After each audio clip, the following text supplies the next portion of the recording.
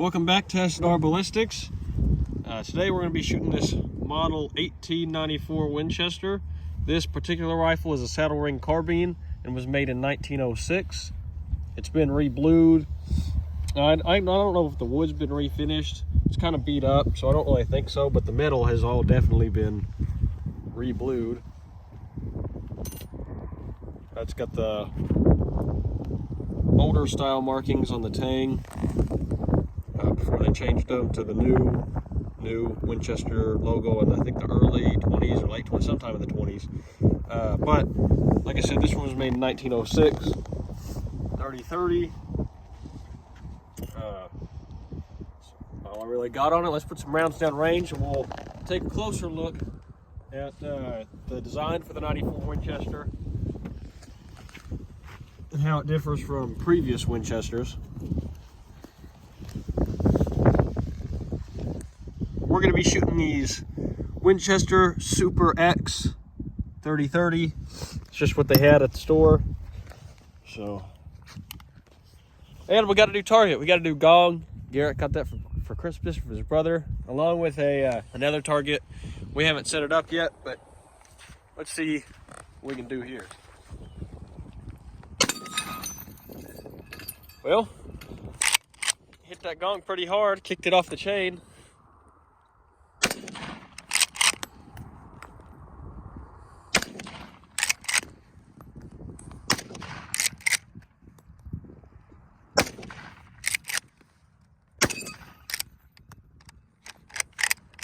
It. So yeah, this rifle's real accurate. It's bore's really good. I picked this up at the gun show in Tulsa for $600, which is a fairly decent price for what 94 Winchesters are going for now, especially this older one. Granted, it hasn't been re-blued, but it's in decent shape. It shoots really good. So some designs on the 94 Winchester, some stuff they changed from older rifles. One, the 30-30 is a pretty long cartridge. So Winchester wanted a rifle that they could shoot this long of a cartridge but not have a super long receiver. And I don't have a 92 out here to compare it to. I used to have a 92 Winchester and I sold it, but basically the receiver on a 92 is probably about that long or so. It's a little shorter, but not much shorter. And they shoot a pistol cartridge. What they had on the 92 Winchester, they had two locking lugs, just like the 86. That would come up here, and when you would rack the lever, drop the locking lugs down, bolt would come back, all that stuff. So they wanted a rifle that was smaller than the 86, but could still shoot a rifle cartridge.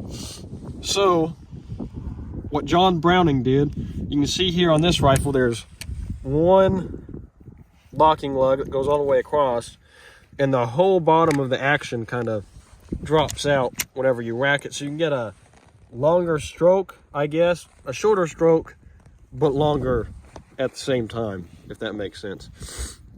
They still got the King's Patent loading gate. They also added this little deal here. So this is kind of a safety of sorts. So if you're not, you can see the lever pushes down on that.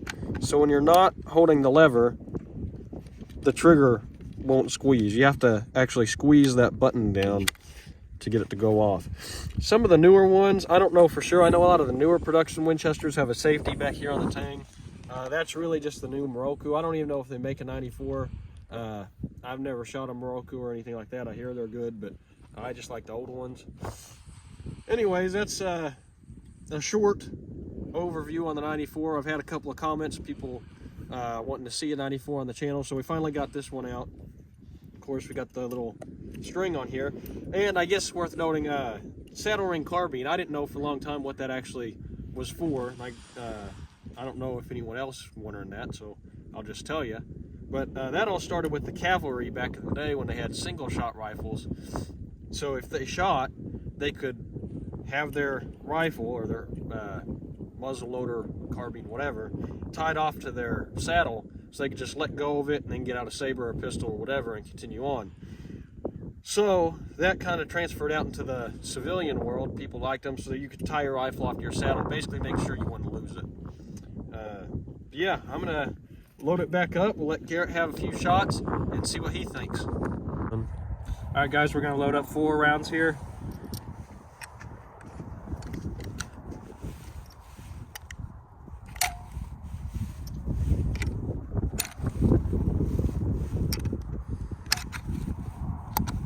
Go.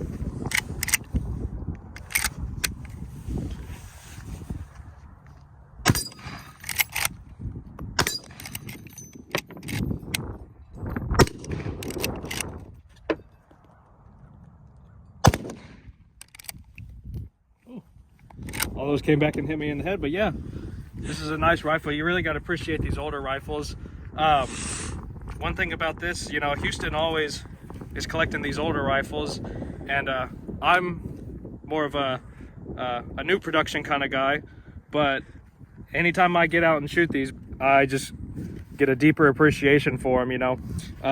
This particular rifle, I know rebluing may hurt the value, but this, it looks great. It's a good job on it. The wood is a great color. I like the little dings and scratches. It really adds to the age of this rifle really well. And yeah, if you get a chance to shoot one of these, I'm sure your grandpa's got one. Go ahead and give it a try. You'll love it. All right, guys, one last point I wanted to make about about this rifle is the 30-30 cartridge. So your old black powder cartridges, you had like 3840, 4570, 2520, 3220, a whole slew of cartridges. All those old black powder cartridges, the first number, so say in a 4570, the 45 is the diameter of the bullet over 70 grains of black powder. The 30-30 is a little different though, as the 30-30 was never designed as a black powder cartridge. It was always a smokeless cartridge.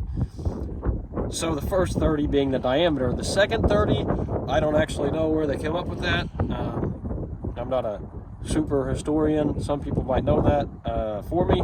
If so, comment it.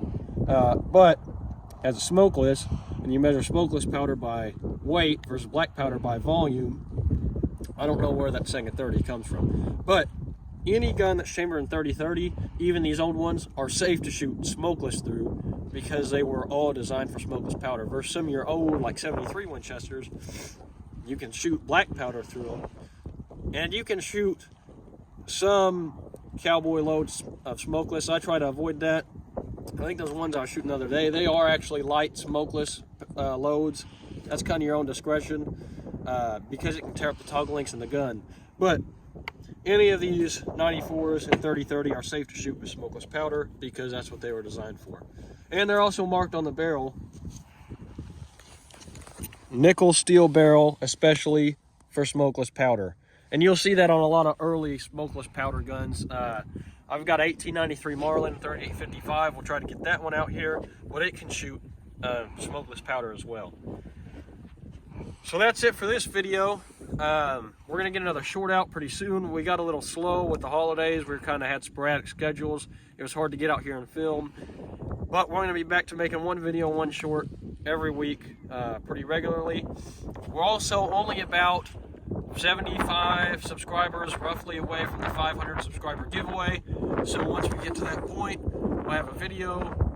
We'll show the actual hat that we're going to give away, and then the next video following that will tell who won it. And whoever does win it, we'll get in contact with them through YouTube. I've got to figure out exactly how to do it, but we'll cross that bridge when we get there. Thank you for watching. Like, share, and subscribe. Comment what guns you'd like to see next, and we'll see you next time.